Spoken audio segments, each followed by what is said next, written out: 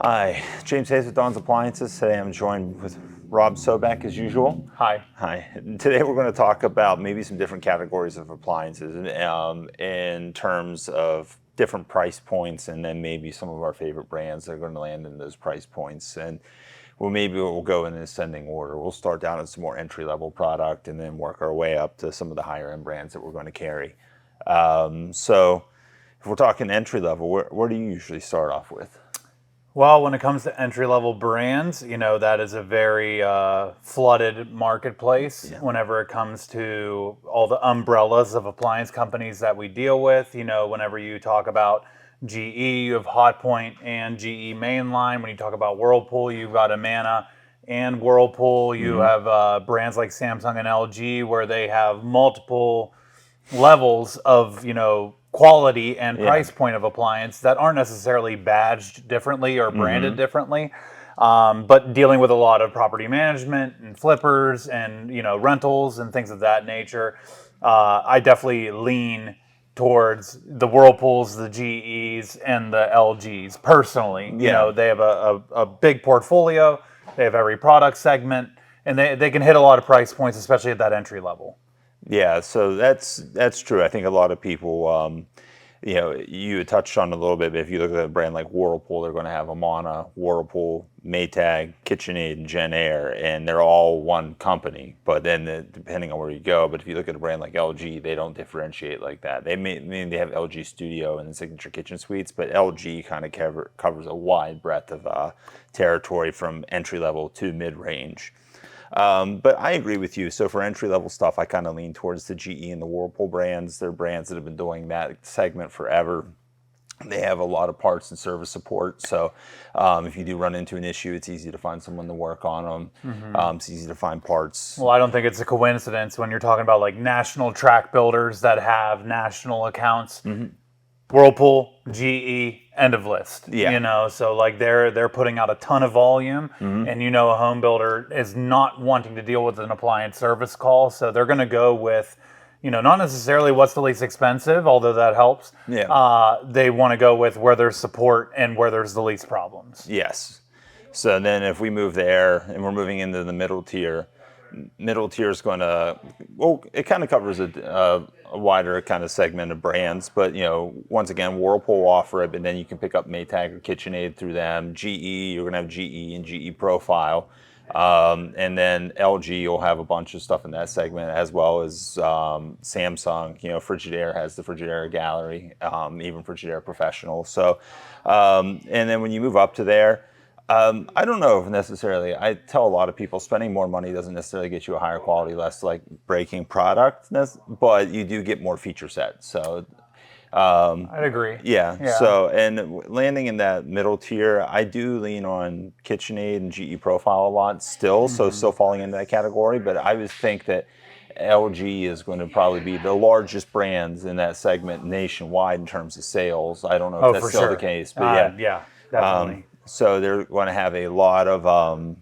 options there, a lot of different styles, and then that helps kind of give you some freedom to pick out some different product and stuff. As you start to go up in your product lines, you're going to notice that the options for refrigerator sizes really diminishes. So that's kind of a good sweet spot. Well, when you have customers walk in and you're asking not necessarily a number for a budget, but what kind of quality level are you looking for? Where should I guide you and start this process? We hear middle of the road a lot, and that can apply to your point, like a midpoint price tier all the way up to like mass premium. So to that point, you've like GE Profile and GE Cafe are going to fit in that area, but you're spending a lot more for the designer level of that cafe line. And really it's limited as far as where you're going to pick up features and pick up quality, and rarely are you going to pick up quality because a lot of it is just rebadging, at the end of the day. So I think to your point, whenever you're talking about a middle of the road, a mass premium, we tend to lean a lot, me personally, I would say KitchenAid and Bosch, I lean that way a lot. Well, you do have a lot of cafe happening right now, and that's because they jumped on that matte black, matte white trend before it became a trend and made it a trend, and now everybody is kind of behind the eight ball trying to come out with colors like that. Yeah. And then next category would probably be I don't know, leap into luxury is, I've seen that actually that come through two brands now, is like how they're promoting. So like Thermador and Monogram specifically use that, but that's going to be maybe your step between your mass premium, and mass premium would be KitchenAid Bosch, that'd be your upper end of the mid tier. But before you start getting into, your Wolf, Sub-Zero, Miele, Gaggenau, those sorts of brands, you're going to have Thermador, Monogram, Gen Air, Fisher Paykel in some extent. They would fall into that category. So next step up, you do get some more feature sets. You're going to start seeing things like 36 and 48-inch ranges popping up there. But from a price point perspective, going to be a little bit more attractive, or a little bit more aggressive, I guess is a better way to phrase that, than what you're going to see from some of the other like Ultra real luxury.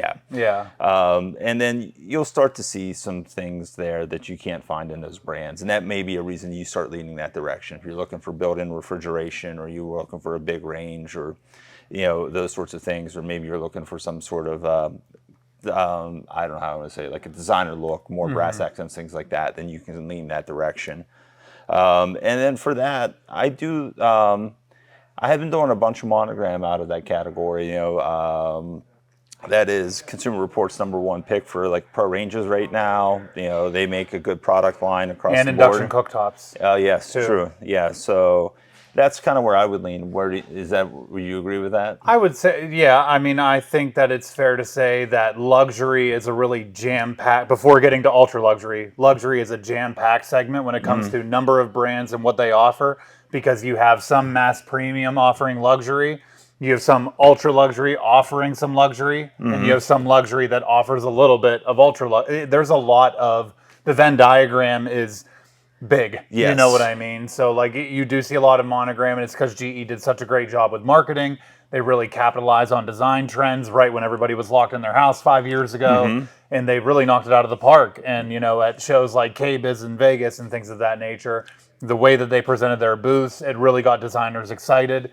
So you have a lot of kitchen professionals who are specifying the Cafe Monogram before anybody even walks in here. Sure. But I would say, as far as overall reliability in that luxury space, I would say Monogram and Signature Kitchen Suites is probably where I hover the most. Yeah. Personally, and Thermador too. But at the end of the day, if the question is reliability, I'm going to go probably Monogram and SKS. Sure.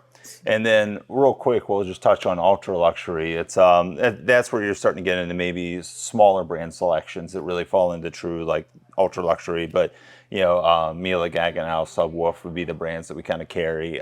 There's a couple other brands coming that we don't have on display yet, but I don't know. I'm guilty of like leaning on Miele and Gaggenau a lot. I think from a quality to the quality, the feature price set, they're going to be up there. Obviously, Sub-Zero Wolf is kind of legendary in the market. So, if you're looking for that sort of brands, we could definitely we can help you make some of those selections. And that would be, I would recommend just stopping into the store, meeting with us, or maybe checking out donsappliances.com, getting some ideas of what's out there, and starting there. Low end, high end, Don's does it all. Yeah.